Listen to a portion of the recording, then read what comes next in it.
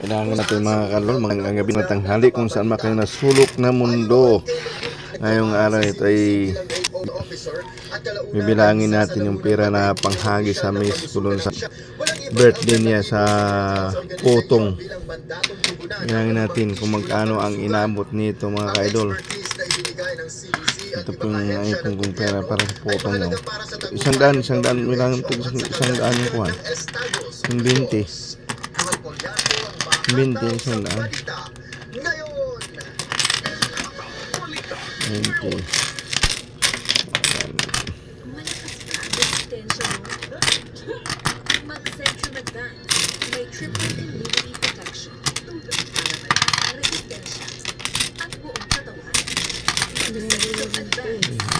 Yung bagong pera. Anong binibili? Anong pera? So, basta binibili ka ng pera kahit ba. Ay, yung 5 ang butas. Tayo. Yan peso na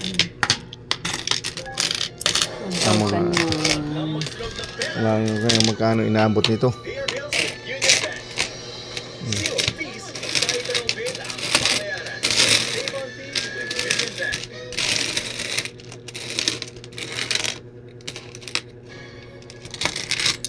Tapos 10. Sinusubaybayan naman ang nasusunod na major storm sa Estados Unidos na may potensyal na magdala ng maraming snow, flash flooding at malalakas na pag-ulan.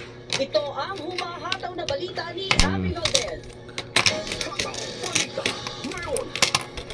Mayroong paparating na bagong sistema ng bagyo na maaaring magdala ng ilang talampakan ng snow sa southwest at east, habang severe weather ang makakaapekto sa mga bahagi ng southeast at Gulf Coast. Nakatali ang paparating na bagyo sa sistema na bagyong nagdala ng malawakang pag-ulan sa South California noong Lunes at ngayon ay patungo ito sa silangan.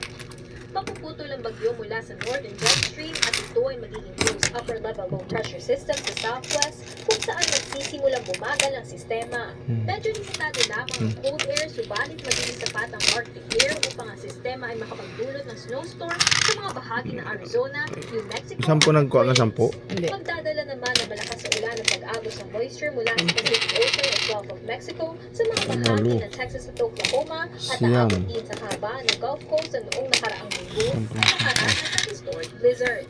Ate Valdez, kumahataw sa balita ngayon.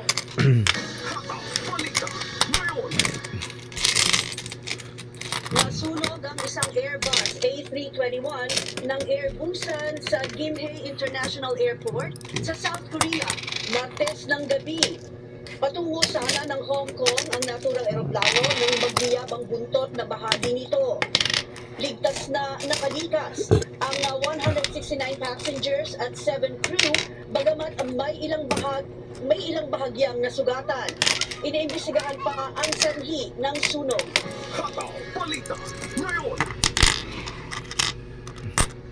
Inanunsya naman ni Canadian Foreign Minister Melanie Joly na makikipag-ugnayan ito sa Allied Nations upang maiwasan ang mga taripa na banta ni US President Donald Trump.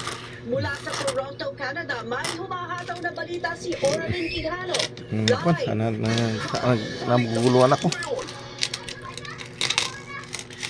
Inabot ko. Hello Oralyn, kumusta na kayo dyan? Kung magkano ba inabot nito. Okay lang ba inanunsya Kung naguluhan ako.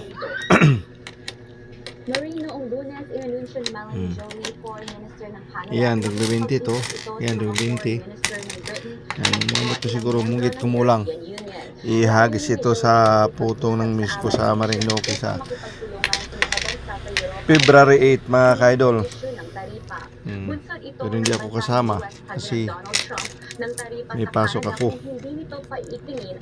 Hanggang dito na lang po muna at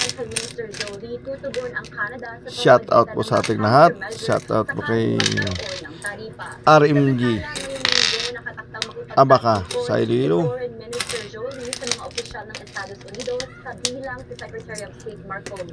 Boy Niyog, Sri Lanka sa ibang bansa. Shout out sa sir. Support palagi ito at marami pang iba. Hindi ko kayo malalam minamalistahan. Maraming salamat po at God bless po sa ating lahat mga ka-idol.